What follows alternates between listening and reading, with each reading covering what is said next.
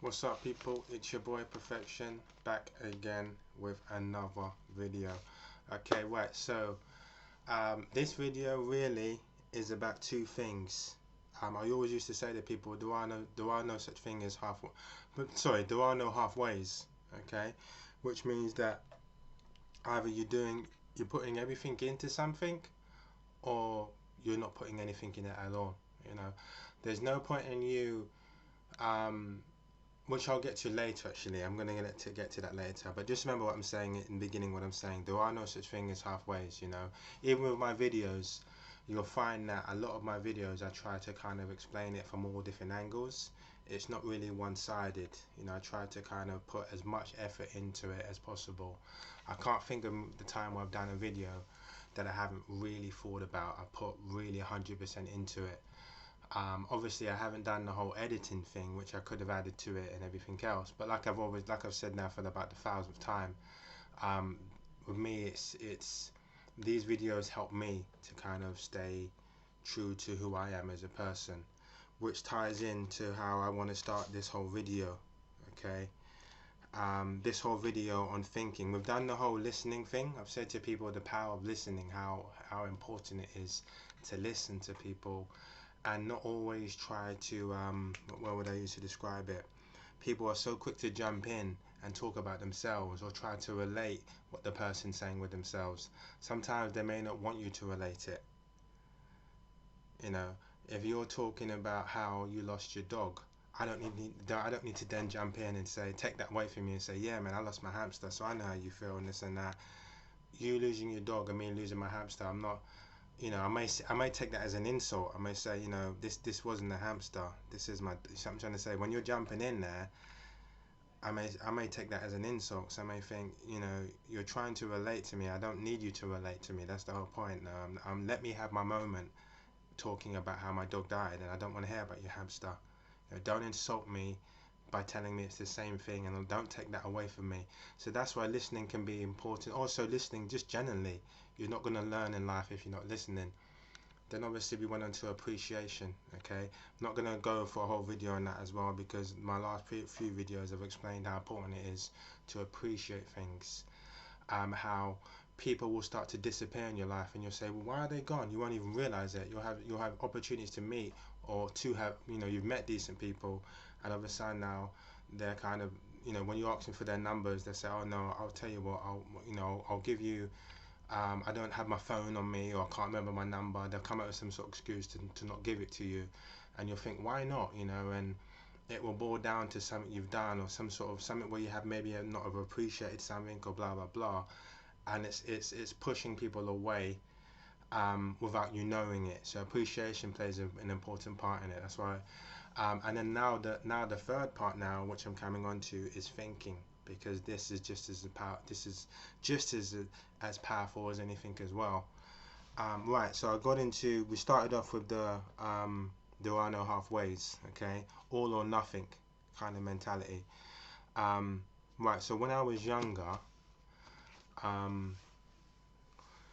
when I was younger, I went through a lot of stuff. This is continuing really from the whole from the previous video really, when you know, I said to you I was on the train and some guy said this and blah blah blah, and then a friend later on kind of stabbed me, and I was got to a stage where, you know, they say you can't get any lower, like you can only, I reached so low that the only place I could go was up, and that's kind of how I was so broken at about 16 years old, betrayed by friends. I left school with one GCSE. My mother was talking down to me. Even when my friend robbed me, um, a family member turned around and said to me, you know, it's your fault. Rather than say, oh my gosh, man, I'm really sorry to hear that your friend kind of done that to you. You know, I'm sorry to hear that. You know, instead it was, it's your fault that our place nearly got robbed. Yeah, your fault. And yet, that was down to kind of ignorance and stupidity, because at the end of the day I knew the person for say 9 years, 10 years, so how can it have been my fault?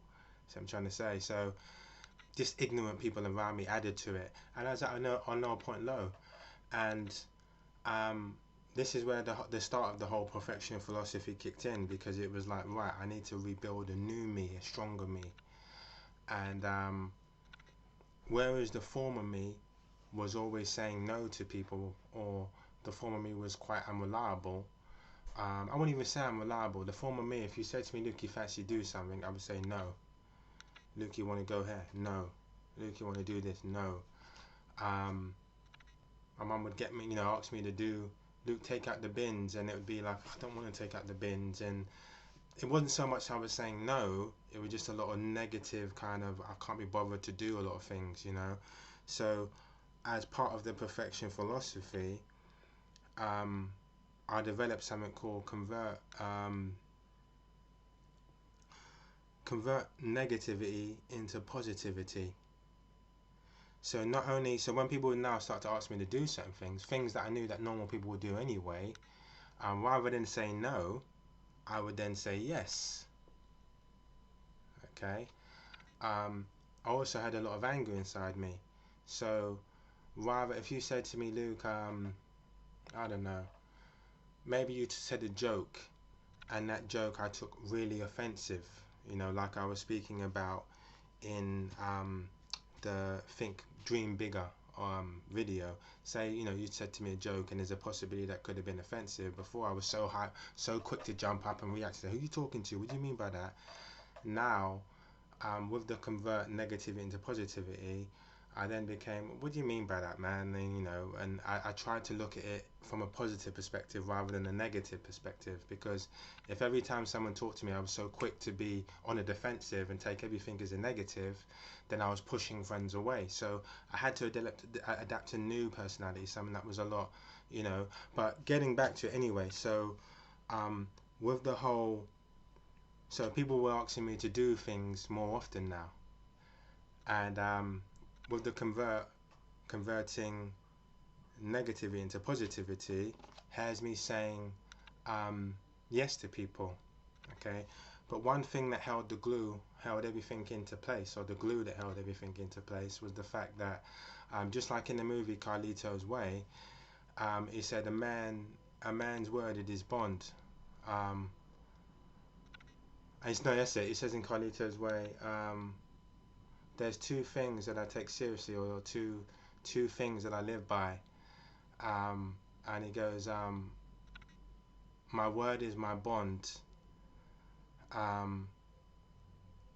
Or something like what did he say? He says something in Carlitos Way, like, I don't know, I can't remember the words, something about his balls and he don't break them for no one, or something like that. But basically, that movie influenced me as well. And it was a case where if you say you're going to do something, then you 100% have to follow it through. So here's me easily saying to people, look, people saying, look, you fancy, yeah, fancy didn't, yeah, fancy didn't, yeah, fancy. Before they can even finish the sentence, I'm saying yes. Whereas the former me, before they even before I even found out what they asked me to do was no, now I'm saying yes. Now 3 days later, I'm waking up, and I promised Julie that I'm going to wake up at 6 o'clock in the morning and help her do something. But the previous night before, I've only had 4 hours sleep. So now I've had to force myself out of bed, because a man's word is his bond, and I don't break them for no one, like the Carlitos Way. Now I'm having to force myself up out of bed to fulfill that promise that I've made to Julie. Okay. Now, because I've signed up to some martial arts class and I've said to myself I'm gonna at least hold it down for 3 months, when I'm suddenly tired after, I'm doing a college course and I'm tired now because I've been there the whole day, and now I'm going to have to go to some intense martial arts class or boxing class or whatever it is, I'm tired now. I'm sitting down in my house and I'm tired. But because I made that promise to myself, I'm forcing myself. Okay? Because I said to a friend I'll go for some long run for 3 hours, and I never really thought it through at the time. But now that day comes and I'm tired now. Now the former me would have said, "Nah, man, I ain't doing this, brother. I know I said that to you. I know I said that, yeah. But you know what? I just don't, brother. I'm tired today." But now, because my word is my bond, and it's not going to be broken, it means more than anything in this world. It's it's the foundations, it's the core of who I am. It's without it, I am a nobody. Because of that, I'm now having to run that 3-hour marathon, you know. Now, fast forward several years later, and you know, people did get a good run of me, because here's me always being positive and this and that, so people did get a good run. Ask me whether people did the same thing. Hell no, they didn't do the same thing. Okay, and again, when you hear me say bums and sellouts and all of that kind of thing, they didn't do the same thing. That's why people say, oh, you're on your high horse. You damn right I'm on my high horse. Okay, because there's a big difference between me and you. Okay, me spending 20 years fulfilling my promises is like running a 1,000-mile marathon. There's this guy called Eddie Izzard in the UK, and I think he did 30 marathons in 30 days.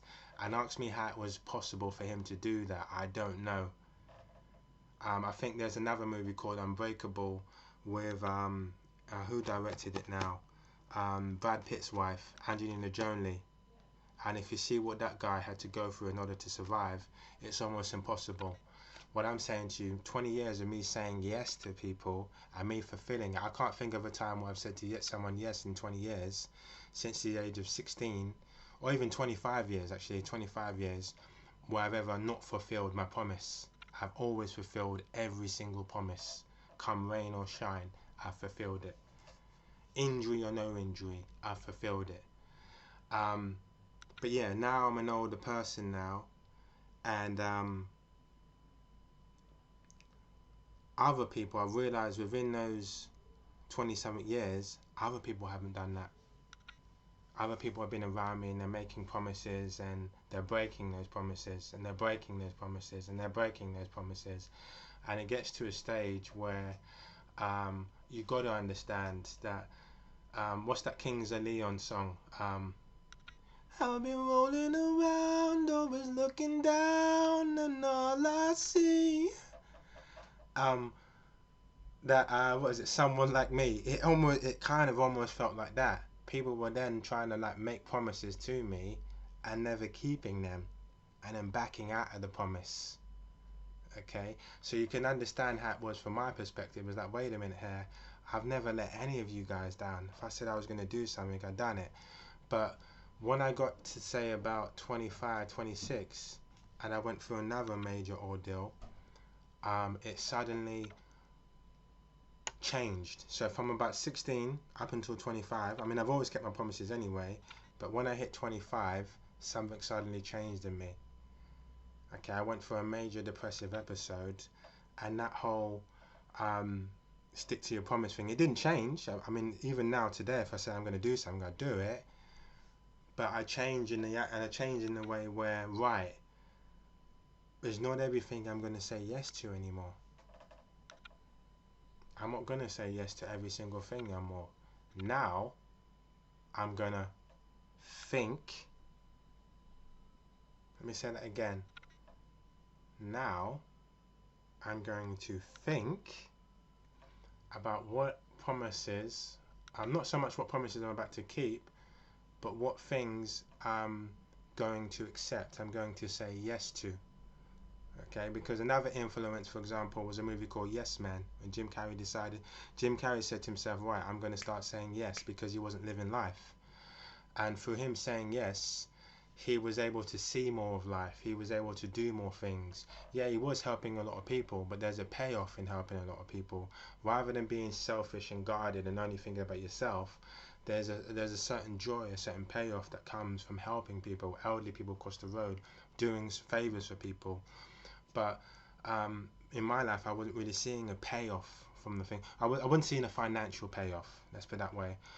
Through people would say to me, thank you, Luke, and please, and this and that, but I still had family coming around and saying, Luke, you know, you're still a bum, and you know, you're not going anywhere in life, and this and that, regardless of what favors I was doing. You know, even if I was doing favors for them directly, friends were still coming around and saying, Luke, you're a bum, you're this and you're that, and I'm thinking, wait a minute here, but I've done you so many favors, and I've done these people favors, so how can you be so rude and disrespectful?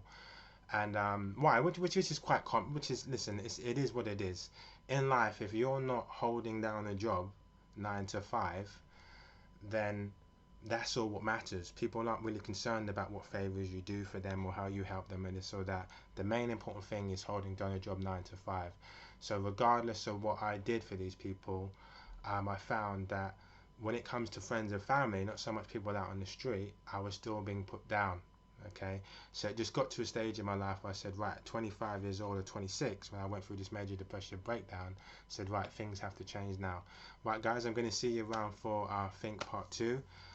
Thank you for staying with me.